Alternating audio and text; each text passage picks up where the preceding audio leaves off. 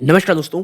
दोस्तों, टाटा केमिकल्स इन्होंने अपने क्वार्टर 3 के नंबर पेश कर दिए हैं और नंबर से पहले आप ये चीज़ याद रखिएगा, स्टॉक अगर साल दर साल में देखेंगे यानी इसी समय अगले पिछले साल से कंपेयर करेंगे तो आप ऑलमोस्ट 3% निगेटिव रिटर्न में हो और ऊपरी स्तरों से अगर आप देखोगे तो ऑलमोस्ट 27% का ऑलरेडी क्रैश इस स्टॉक में आ चुका है। तो ये 2 चीज़ों को देख करके ध्यान में रखिएगा कि रिजल्ट कैसे आए। ओके, देखिए रिजल्ट जिस प्रकार के लगातार खराब आ रहे हैं, इनसे कुछ बहुत ज़्यादा उम्मीद करना मुझे थोड़ा टफ लगता है, बट कोई स्टॉक कब सरप्राइज़ कर दे किसे नहीं पता। नंबर्स जो आपके यहाँ शो किए जा रहे हैं वो करोड़्स में हैं। इसके साथ ही साथ जो नंबर्स हैं यहाँ पे वो बता दूँ कंसोलिडेटेड नंबर्स हैं। सबसे पहले बात कर लेंगे क्या रेवेन्यू फ्रॉम ऑपरेशन की। 3,590 करोड़ रुपीस है, जो एक साल पहले 3,730 करोड़ रुपीस था। पिछले क्वार्टर में ये 3,999 करोड़ था। तो क्वार्टर ऑन क्वार्टर तो आपको देखेंगे गिरावट है ही, ईयर ऑन ईयर भी बड़ी गिरावट है। बात कर लें अदर इनकम की तो ये 28 करोड़ रुपए रहे हैं, जो एक साल पहले 38 करोड़ रुपीस था। आप इन दोनों को जोड़ लेंगे तो टोटल इनकम आपका निकल के आएगा 3,618 करोड़ रुपीस। एक साल पहले कितना था ये 3,768 करोड़ और पिछले क्वार्टर में 4,107 करोड़ रुपीस। यानी कि इनकम में ईयर ऑन ईयर गिरावट है, क्वार्टर ऑन क्वार्टर तो बहुत बड़ी गिरावट है। और इसे देखिए, इससे पहले मैंने ग्लैंड फार्मा के नंबर पेश किए थे। अगर आप आप कह सकते हैं चैनल में जाएंगे तो आपको मिल जाएगा। तो उसमें ये हुआ था, वहाँ रेवेन्यू में तो कमी आई थी बट खर्चों ने बहुत साथ दिया था और मुझे ऐसा लग वहाँ पर खर्चों को कम करने के कारण नेट प्रॉफिट टैक्सेशन के बाद पूरे साल का प्रॉफिट वो काफ़ी अच्छा जंप किया था। अब यहाँ देखते हैं ऐसा हुआ है कि नहीं हुआ है। सबसे पहले कॉस्ट ऑफ मटेरियल, सबसे बड़ा खर्चा 657 करोड़, जो एक साल पहले 649 करोड़ था और पिछले क्वार्टर में बहुत ज़्यादा था 714 करोड़। ठीक है। Purchase stock and trade 61 crore rupees है, जो एक साल पहले 40 करोड़ था और पिछले क्वार्टर में ये 40 करोड़ था। अब इन्वेंट्रीज अगर आप देखोगे तो आप पाओगे 204 करोड़ की प्लस की इन्वेंट्री है, जो एक साल पहले 8 करोड़ की नेगेटिव इन्वेंट्री थी। ठीक है, यानी कि 200 आप कह सकते हैं 12 करोड़ का प्लस मिल गया है यहाँ पे। एम्प्लॉय बेनिफिट एक्सपेंस 527 करोड़, जो एक साल पहले 469 करोड़ था। बहुत समय के बाद एक ऐसी कंपनी मिल रही है, बहुत टाइम के बाद, जो ईयर ऑन ईयर बेसिस पे एक visible jump employee benefit expense पे देखने को मिल रहा है। Okay, now power of fuel अगर आप देखोगे 690 करोड़ है, जो एक साल पहले मात्र 705 करोड़ था।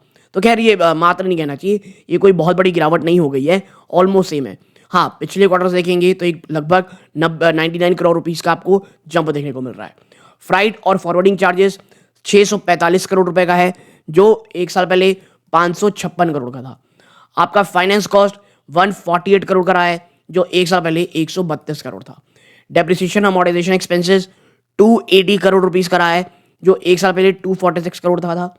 आपके अदर एक्सपेंसेस अगर आप देखोगे 780 करोड़ रुपए रहे, जो एक साल पहले ना 761 करोड़ रुपीस था। ठीक है, आप इन सबको जोड़ लेंगे तो टोटल एक्सपेंसेस आपका आएगा 3,584 करोड़ रुपीस। ये एक साल पहले कितना था 3,566 करोड़ रुपीस। ओके, यानी कि टोटल खर्चे आप देखेंगे तो बढ़े ही हैं, जबकि आपके इनकम में भारी कमी आई है। हाँ, क्वार्टर ऑन क्वार्टर आप देखेंगे तो खर्चों में काफ़ी कमी आई है, लेकिन भाई साहब जब आप कमाओगे तो खर्चा कम करके कितना ही कर लोगे। ठीक है, और यही कारण है कि आपका प्रॉफिट बिफोर एक्सेप्शनल आइटम आप देखोगे, ठीक है, आप पाओगे मात्र 34 करोड़ रुपए का आपका प्रॉफिट है। एक साल पहले ये 202 करोड़ रुपए का था और पिछले क्वार्टर में ये 304 करोड़ रुपए का था। प्रॉफिट गायब हो चुके हैं, प्लस एक्सेप्शनल आइटम में यहाँ निगेटिव आई है और कंपनी को लॉस हुआ है 36 करोड़ रुपए का। जी हाँ, और प्रॉफिट बिफोर अब टैक्स एक्सपेंसेस के बाद आप जब प्रॉफिट देखते हो ना यार, लॉस 21 करोड़ रुपए का लॉस हुआ है। 194 करोड़ का प्रॉफिट था, पिछले क्वार्टर में 267 करोड़। भाई साहब सब स्वाहा हो गया, 21 करोड़ रुपए का लॉस हुआ है आपको। इसके साथ ही साथ आपकी जो ईपीएस है, मैं आपको बता दूं, वो ईपीएस आपकी आई है नेगेटिव में 2 रुपए 8 पैसा। आप 6 रुपए 20 पैसे में थे और पिछले क्वार्टर में 7 रुपए 61 पैसे आ गया था। कल इस स्टॉक की जिस प्रकार की पिटाई होगी, वो मतलब जिस प्रकार के नंबर्स आए हैं वो मतलब बहुत ही बड़ा क्रैश होना चाहिए। बट देखिए किस प्रकार की क्या पोजीशन बनी हुई है कोई नहीं कह सकता, बट नंबर ये तो बहुत डिजास्टर्स दिख रहे हैं।